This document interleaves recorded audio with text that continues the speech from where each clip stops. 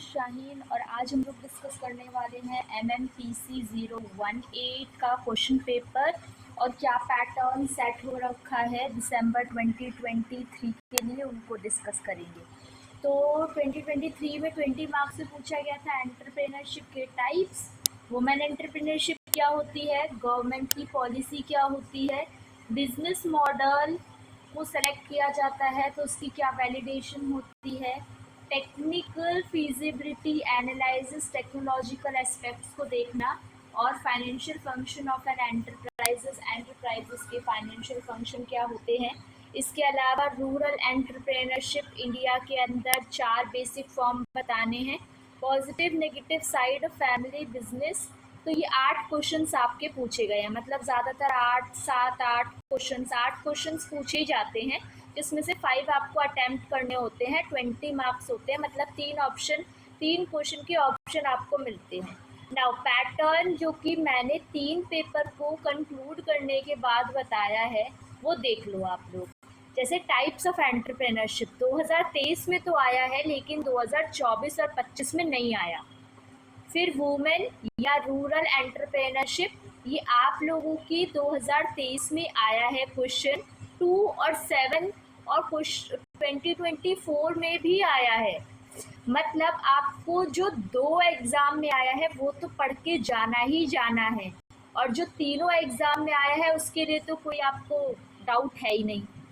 तो business model और feasibility entrepreneurship में एक बार पूछा गया है 2023 में, फैमिली बिजनेस 2 बार पूछा गया है, क्वेश्चन नंबर 8 2023 में पूछा गया है, 2025 में पूछा गया है, मार्केट रिसर्च भी 2 बार पूछा गया है, बिजनेस प्लान 1 बार पूछा गया है, करके जाओगे फिर भी, गवर्नमेंट स्कीम MSME वगैरह ये भी 2 बार पूछा गया है, पेस्टल भी 2 बार पूछा गया है।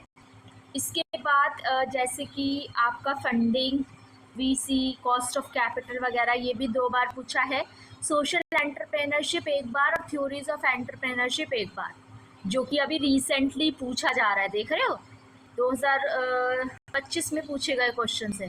तो ये 7 टॉपिक्स है जो कि आपको मस्ट प्रिपेयर करके जाने हैं, जैसे कि मार्केट रिसर्च और बिजनेस प्लान के कंपोनेंट्स, क्या गलतियां हम करते हैं, एरर्स क्या होते हैं, मेथड क्या है मार्केट रिसर्च के, उसके फ़ायदे नुकसान, गवर्नमेंट स्कीम ये लेटेस्ट पूछा जा रहा है तो आप इसको स्किप नहीं करके जाओगे।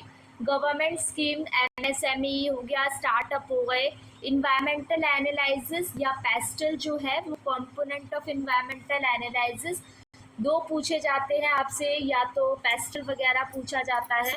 फिर उसके अलावा वुमेन एंड रूरल एंटरप्रेन्योरशिप सब कुछ पूछा जाएगा इसके बारे में, मतलब सब कुछ आना चाहिए आपको। वुमेन और रूरल एंटरप्रेन्योरशिप में इसके रोल क्या है, इसका डायमेंशन, चैलेंजेस, इसके फॉर्म, सब कुछ। फिर फंडिंग फॉर स्टार्टअप के लिए जो फंडिंग्स की रिक्वायरमेंट होती है वो वेंचर कैपिटल या एंजल कैपिटल, ठीक है, या कॉस्ट ऑफ कैपिटल, ये किस तरीके से रेज करते हैं। अगर आप लोगों को इसकी डिटेल में लेक्चर की रिक्वायरमेंट है आप लोग कमेंट सेक्शन में मेंशन करना। फैमिली बिजनेस के अंदर problem, positive negative sides, कॉपिंग strategies ताकि इसको विएबल बनाया जा सके, टाइप्स या थ्योरीज इन एंटरप्रेन्योरशिप दोनों ही इम्पॉर्टेंट है। टाइप्स और थ्योरीज के अंदर आपका स्कम्टर हो गया, मैकलेंड हो गया, किर्चनर हो गया, इनकी थ्योरीज एग्जाम्पल्स के साथ आप लोगों को अच्छे से पढ़ के जाना है। इसके अलावा 20 मार्क्स में आप लोगों को ये क्वेश्चंस मैं बताऊंगी नहीं, एक बार रीड कर लो इसको। ये क्वेश्चंस देखने के लिए मिल सकते हैं एग्ज़ाम में, क्योंकि मैंने एनालाइज करने के बाद बनाया है तो मैं प्रिडिक्शन कर रही हूँ कि इस टाइप के क्वेश्चंस आप लोगों को एग्ज़ाम में देखने के लिए मिलेंगे। अच्छा, आप 70+ कैसे स्कोर कर सकते हो MMPC के अंदर, तो सबसे पहले आप इंडियन एग्जाम्पल का यूज़ करो, स्टार्टअप इंडिया, सेवा, गूंज, इन सब का। इसके अलावा आप केस स्टडी अप्रोच का इस्तेमाल कर सकते हो, जैसे कि क्वेश्चन नंबर 1 के अंदर अगर मान लो आपसे स्ट्रक्चर या पूछा गया है। इसके अलावा आपसे अमूल, लोकल, SHGs वगैरह हो गए। केस स्टडी अप्रोच के अंदर आपसे क्वेश्चन नंबर 1 में जो पूछा है वो पूछा जा सकता है मेमोराइज स्कीम के अंदर। फिर मेमोराइजिंग स्कीम में लिमिट्स, एलिजिबिलिटी, पर्पस ऑफ मुद्रा, स्टैंड अप इंडिया, PMEGP, और डायग्राम्स में आप लोगों के पेस्टल हो गया, business model, canvas, entrepreneurial process, funding stages, और आपको कौन कौन सी यूनिट 80% मार्क्स दिला सकती हैं। अगर आप लोग के पास बुक है तो वेल एंड गुड है, अगर आप लोग के पास बुक नहीं है तो इन ब्लॉक्स को भी अगर आप लोग कवर कर लोगे मिडनाइट के अंदर तो आप लोग 80% ऑफ द पेपर कवर कर लोगे। वैसे रिक्वायरमेंट नहीं है, लेकिन अगर किसी स्टूडेंट ने ऑलरेडी पढ़ रखा है तो इनको ही गो थ्रू कर ले रिवीजन लास्ट मोमेंट में।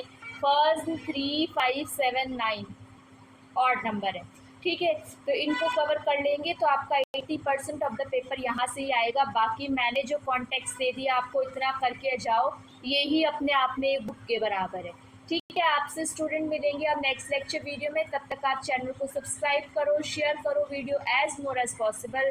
Thank you for watching and be happy students.